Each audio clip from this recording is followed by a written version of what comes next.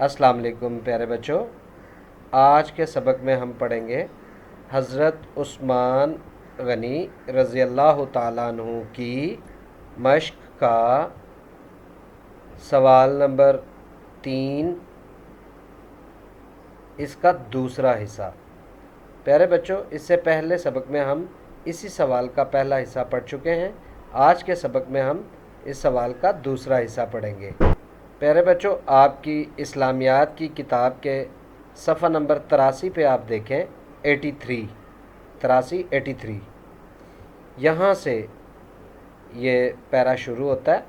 सफ़ा नंबर 83 पे 83 पे हज़रत उस्मान गनी रज़ी अल्लाह ताला अन्हु का एक कारनामा ये है कि आपके दौर में, यानी जिस वक़्त हज़रत उस्मान गनी रज़ी अल्लाह ताला अन्हु की खिलाफत थी, तो आपके दौर में कुरान मजीद की तदवीन व अशात, तदवीन यानी उसे इकट्ठा किया गया, इशात और उसे फैलाया भी गया, लोगों तक पहुंचाया भी गया, इकट्ठा किया गया, एक उसकी तरतीब दी गई, ठीक है, और फिर उसे आगे फैलाया गया, आगे उसकी यानी लोगों को पहुंचाया गया, दूसरे लोगों को, ताकि लोग पढ़ सकें इसको, ठीक है।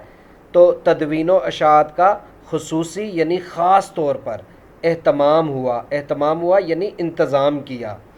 यानी हज़रत उस्मान गनी रज़ी अल्लाह ताला अन्हु ने कुरान पाक के जो मुख्तलिफ़ यानी जैसे पत्थरों पे लिखा हुआ था, चमड़ों पे, चमड़ा जो होता है ना, लेदर, उसके पीस होते थे, उन पे लिखा होता था, पत्तों पे लिखा होता था, क्योंकि उस ज़माने में इस तरह प्रॉपर कोई किताब, जिस तरह हमारे आज के ज़माने में कॉपियाँ होती हैं, रजिस्टर होते हैं, उनके ऊपर आप लिख सकते हैं जो मर्ज़ी, तो उस ज़माने में ऐसी कोई चीज़ नहीं होती थी।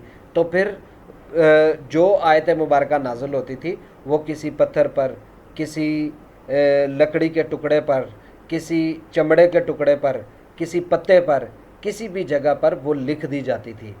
तो हज़रत उस्मान गनी रज़ी अल्लाह ताला अन्हु ने ये कारनामा सर अंजाम दिया कि उन्होंने वो तमाम तर आयात और वो सूरतें सारी इकट्ठी की और उनको इकट्ठा करके, उनको एक किताबी शक्ल में इकट्ठा करके फिर उसको आगे लोगों तक भी फैलाया, लोगों तक भी पहुंचाया, ठीक है। तो हज़रत उस्मान गनी रज़ी अल्लाह ताला अन्हु ने हज़रत अबू बकर सिद्दीक़ रज़ी अल्लाह ताला अन्हु का तरतीब दिया हुआ कुरान मजीद का नुस्खा मंगवाया। यानी जो हज़रत अबू बकर सिद्दीक़ रज़ी अल्लाह ताला अन्हु ने तरतीब देकर रखा हुआ था, जो नुस्खा यानी जो कुरान पाक, जो एक कुरान पाक पूरा जो एक रखा हुआ था, ठीक है, तो वो मंगवा लिया और इसकी नकलें तैयार करके, यानी उसी को देखकर जो कुछ उस पर लिखा हुआ था उसी तरह का लिखकर तैयार करके इस्लामी सल्तनत के गवर्नरों को भिजवा दी। गवर्नर होता है बच्चों जो हुकूमत को देखता है कि हुकूमत कैसे चल रही है, किस तरह से काम हो रहे हैं, गवर्नमेंट के अदारे किस तरह से काम कर रहे हैं।